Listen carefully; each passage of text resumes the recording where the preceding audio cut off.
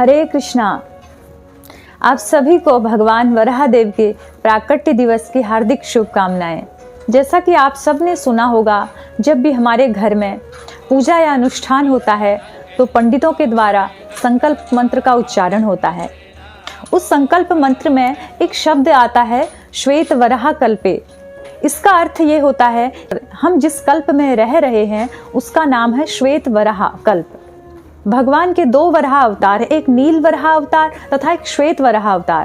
तो अभी हम जिस कल्प में रह रहे हैं इसी में भगवान ने अवतार लिया था श्वेत वराह के रूप में। तो आज जिनके प्राकट्य दिवस के उपलक्ष्य में हम गुणगान करने जा रहे हैं वे हैं भगवान श्वेत वराह।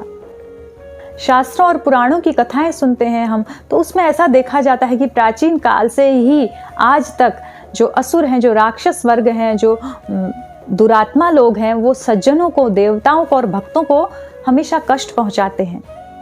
जब जब ऐसी स्थिति आती है, धर्म की हानि होती है और अधर्म बढ़ने लगता है, तो भगवान किसी न किसी रूप में अवतार लेते हैं जब जैसी आवश्यकता होती है। कि श्रीमद् भागवतम में कहा गया है, एते चांस कला पुंसम कृष्णस्तु भगवान स्वयं इंद्रारि व्याकुलम लोकम मृडयंती युगे युगे। तो ऐसा ही एक बार हुआ जब सृष्टि के प्रारंभ में एक हिरणाक्ष नाम का असुर था, जिसने तामसिक तपस्या के द्वारा इतनी शक्ति अर्जित कर ली जिसके द्वारा उसको कोई जीत नहीं सकता था। तो इस शक्ति के बल पर वो अभिमानी हो गया और उस शक्ति का दुरुपयोग करते हुए सभी मनुष्यों को कष्ट पहुंचाया, यहाँ तक कि स्वर्ग के देवताओं को उसने दुखी किया और देवताओं के साथ युद्ध करके उनको परास्त कर दिया और देवताओं और स्वर्ग से निकाल दिया। देवता भयभीत होकर दर दर भटकने लगे और उस असुर हिरणाक्ष का स्वर्ग पर राज हो गया। हिरणाक्ष ने सोचा कि स्वर्ग का राज हमेशा के लिए मेरे पास बना रहे, इसके लिए देवताओं को मुझे हराना पड़ेगा। क्यों ना मैं देवताओं को कमजोर करूं। तो देवताओं को शक्ति जब मनुष्य यज्ञ करते हैं उसके द्वारा प्राप्त होती है और मनुष्य पृथ्वी लोक में रहते हैं। तो हिरणाक्ष ने चतुराई पूर्वक सोचा, क्यों ना पृथ्वी को ही नष्ट कर दूं। यदि पृथ्वी नहीं रहेगी तो मनुष्य नहीं रहेंगे और मनुष्य यज्ञ नहीं करेंगे तो देवता स्वयं कमजोर पड़ जाएंगे, जिसके कारण मैं अखंड रूप से स्वर्ग का राज्य ले पाऊंगा। सभी देवता दुखी होकर ब्रह्मा जी की शरण में गए और ब्रह्मा जी के नेतृत्व में सभी श्वेत द्वीप पर जाकर भगवान विष्णु से प्रार्थना करने लगे। भगवान भक्त वत्सल हैं, अपने भक्तों की प्रार्थना सुनकर वो अपने को रोक नहीं पाते हैं और भक्तों के कष्टों के निवारण के लिए तत्काल अवतार लेते हैं। सभी देवताओं के द्वारा जब भगवान की आर्त प्रार्थना की जा रही थी तभी ब्रह्मा जी को छींक आई। उस छींक में एक छोटा सा जंतु प्रकट हुआ। जैसे ही वो प्रकट हुआ उसने तत्क्षण एक विशाल वराह का रूप धारण किया और दूसरे ही क्षण वो और विशाल रूप ले लिया और उसके बाद देखते देखते वह वराह का रूप एकदम आकाश को छूने लगा। सभी देवता और ब्रह्मा जी समझ गए तो साक्षात भगवान है, ये कोई साधारण नहीं है। तो सभी ने भगवान की पुरुष सूक्त के द्वारा स्तुति की और देवताओं ने पुष्प वर्षा की। भगवान वराह का स्वरूप ऐसा था कि उससे संपूर्ण ब्रह्मांड जगमगाने लगा। भगवान वराह के तीक्ष्ण दांत करोड़ों चंद्रमाओं के समान रोशनी दे रहे थे और उनके नेत्रों से ऐसा लग रहा था जैसे कोटि कोटि सूर्य एक साथ प्रकट हो गए हों।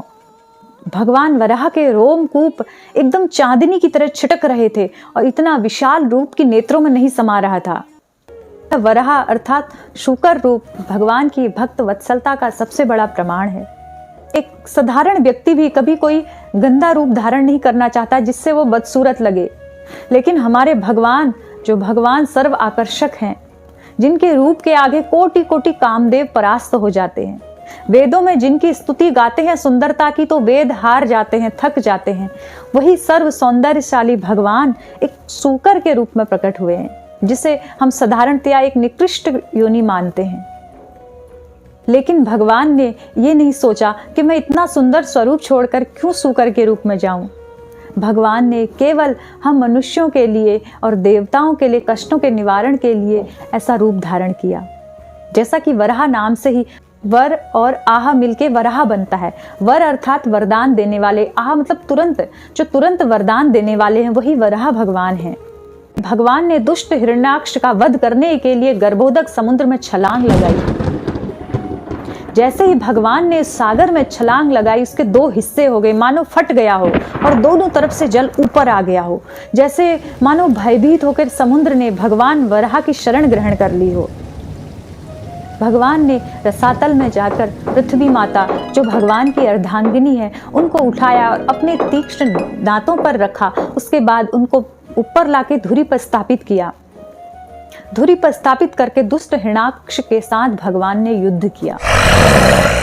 हिरण्याक्ष और भगवान वराह का युद्ध देखने के लिए समस्त देवता गंधर्व आकाश में छा गए। हिरण्याक्ष ने भगवान पर गदा से प्रहार किया। जैसे देवताओं ने ये देखा, देवता भयभीत हो गए। भयंकर युद्ध हुआ दोनों के बीच। भगवान उस हिरण्याक्ष के साथ खेल खेल रहे थे, लेकिन देवता देखकर भयभीत हो रहे थे। तो भगवान उनके मन की जानते हुए भगवान ने तत्क्षण उस हिरण्याक्ष को एक तमाचा मारा। जैसे उसको तमाचा पड़ा, उसको खून की उल्टी हुई और वहीं गिरकर मर गया। यह देखकर समस्त लोकों से ऋषि, महर्षि, देवता एवं सभी प्रसन्न होकर पुष्प वर्षा करने लगे तथा भगवान वराह की स्तुति करने लगे। खुशी के दिन भगवान वराह का प्राकट्य हुआ था और दोपहर में हिरण्याक्ष का भगवान ने विनाश किया था। द्वादशी के दोपहर को भगवान वराह का प्राकट्य हुआ था, जिसे हम वराह द्वादशी के रूप में मनाते हैं। जब भी हम कभी यात्रा के लिए जाएं, तो अगर हम वराह भगवान का स्मरण करते हैं तो मार्ग में आने वाले विघ्न, कष्ट या किसी प्रकार की दुर्घटना नहीं होती है। वराह भगवान उससे हमारी रक्षा करते हैं। ऐसा श्रीमद् भागवतम में नारायण कवच में बताया गया है। वराह देव को यज्ञ वराह नाम से भी जाना जाता है, क्योंकि ये समस्त यज्ञों के भोक्ता हैं तथा यज्ञ की स्थापना करने के लिए इन्होंने अवतार लिया था। जिस पवित्र कुशा का हम पूजा आदि में प्रयोग करते हैं, वह भगवान वराह के रोमकूपों से ही प्रकट हुई है। इसीलिए वो इतनी पवित्र मानी जाती है कि जब हम सूतक काल आदि या ग्रहण के समय उस कुशा का एक तिनका भी किसी वस्तु में रखते हैं तो उस दोष से वो मुक्त रहती है। इस कुशा का महत्व भगवान वराह देव से ही है। वराह देव के प्राकट्य दिवस पर हम उनकी स्तुति करते हैं। शिला जयदेव गोस्वामी ने दशावतार स्तोत्र भगवान वराह की स्तुति इस प्रकार की है।